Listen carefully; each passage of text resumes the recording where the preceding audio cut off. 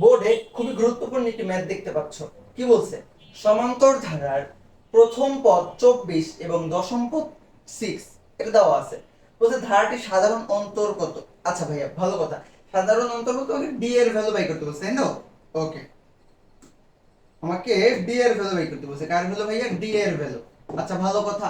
আমাকে দুটো ইকুয়েশন দেওয়া আছে, প্রথম পদ 24 আর দশম পদ 6, তাই তো? আচ্ছা, ধারাটি সমান্তর ধারার প্রথম পদ। আচ্ছা, প্রথম পদকে আমরা কি দ্বারা প্রকাশ করি? এ দ্বারা।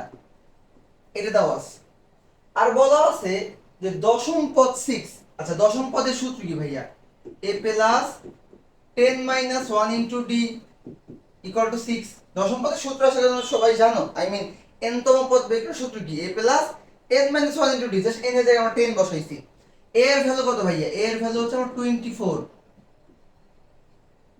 10 থেকে 1 বিকল্প থেকে 9, 9 ইনটু d করলে হয় 9d ইকুয়াল টু 6, বা 24 এর পাশে নিয়ে যাও তাহলে 9d ইকুয়াল টু 6 মাইনাস 24, বা 9d ইকুয়াল টু মাইনাস 18, বা d equal to minus 18 by 9 মানে মাইনাস 2।